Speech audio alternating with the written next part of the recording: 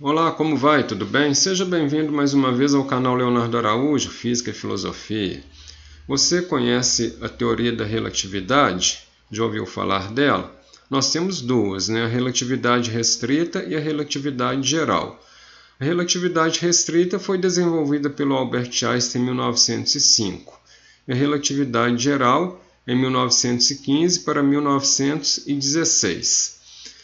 A relatividade geral engloba a relatividade restrita, né? O próprio nome diz geral, né? Uma teoria geral, uma teoria maior. E essa teoria da relatividade geral, o que ela vai ser? Qual que é o caráter dela, né? A característica dela? Ela se torna uma nova teoria da gravitação, uma nova teoria da inércia.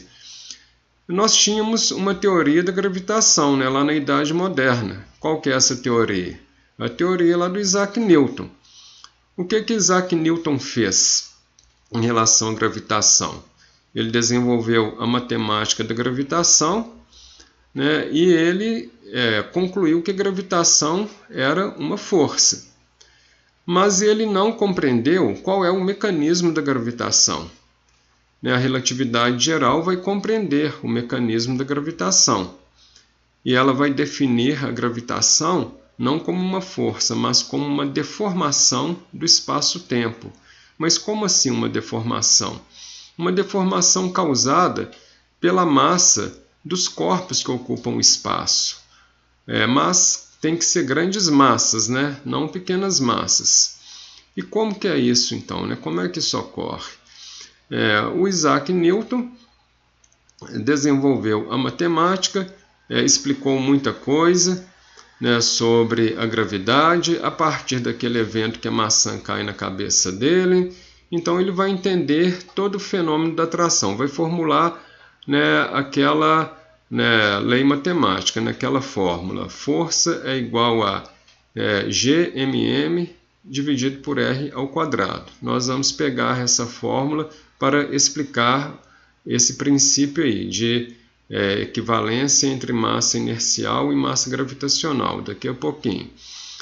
Mas o Einstein ele vai formular, né, a relatividade geral a partir do seguinte princípio. Ele vai dizer que existe um princípio chamado princípio de equivalência. O que significa isso? Ele fala assim, ó, se um corpo estiver em queda livre, né, uma pessoa, né, digamos, ela não conseguirá perceber se está sob a ação de um campo gravitacional ou de um movimento acelerado.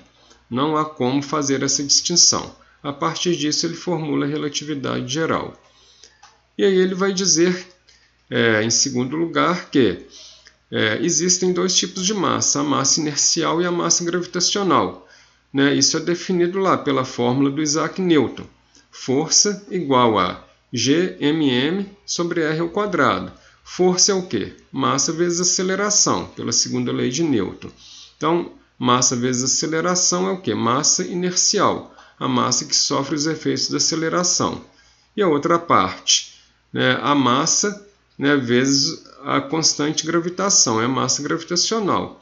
Elas não estão ligadas pelo sinal de igualdade? Estão. Então, existe equivalência entre elas. Bem, depois, a deformação do espaço-tempo, né, pelo efeito das grandes massas. Isso vai gerar o quê? Vai gerar uma curvatura do raio de luz. O Newton dizia que a luz não sofria os efeitos da gravidade. A relatividade geral vai dizer o contrário, sofre sim. Existe uma deformação, né, do espaço-tempo. Esse espaço-tempo deformado, né, vai fazer com que tudo que passar ao seu redor siga essa curvatura, né, inclusive a luz. Né, a deformação forma uma curvatura no espaço-tempo. A luz segue essa curvatura. Essa curvatura do raio de luz, então, vai formar o quê? Uma lente gravitacional. O que é essa lente gravitacional? Essa lente gravitacional ela vai fazer com que imagens virtuais dos corpos celestes se formem. Porque prolongando o raio de luz, que foi curvado, nós veremos que uma imagem virtual do astro vai se formar, né, que é uma imagem aparente. A imagem real então nós não veremos. Aqui na Terra, nós estamos vendo uma imagem virtual das estrelas lá no céu, porque o raio delas passa pelo campo gravitacional do Sol, né, sofre uma curvatura, e aí isso resulta na formação de uma imagem virtual daquela estrela. A imagem real mesmo nós não vemos. E nós temos aqui um grande feito da relatividade geral. Ela explicou aí a questão do avanço do periélio do planeta Mercúrio. O que é o periélio? O periélio é o momento em que o planeta está mais próximo do Sol.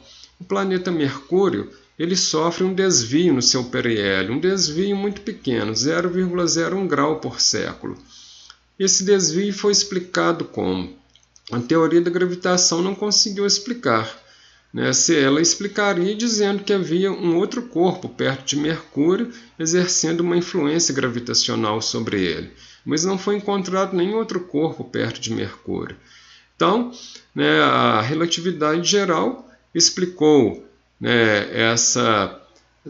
esse desvio no periélio de Mercúrio através da deformação do espaço-tempo. Várias massas se somando perto do planeta Mercúrio provocaram uma deformação no espaço.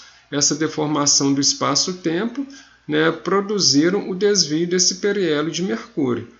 Essa explicação da relatividade geral, então, realmente convenceu porque ocorre um desvio, mesmo que pequeno, desse periélio do planeta Mercúrio, um desvio de 0,01 grau por século.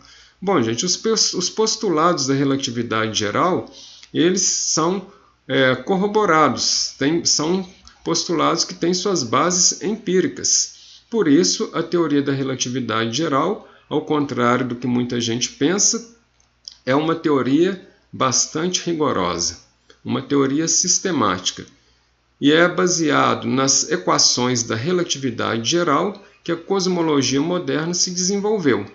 A cosmologia moderna que adquiriu bastante sucesso, tem teorias muito sistemáticas, muito rigorosas, tem a base do seu desenvolvimento teórico nas equações da relatividade geral. Com isso, não estou querendo dizer que a relatividade geral é uma teoria absoluta que tem a última palavra, e porque isso nenhuma teoria tem. Estou dizendo que é uma teoria rigorosa, que é uma teoria que alcançou um certo sucesso na história da ciência e da física moderna. Um dia vai ser substituída, como todas as outras teorias são substituídas, porém é uma teoria consistente. Se você gostou da explicação sobre as bases da relatividade geral, dê um like aí pra gente. Faça sua inscrição no canal Leonardo Araújo, Física e Filosofia. Muito obrigado pela sua companhia. Até o nosso próximo vídeo e tchau, tchau.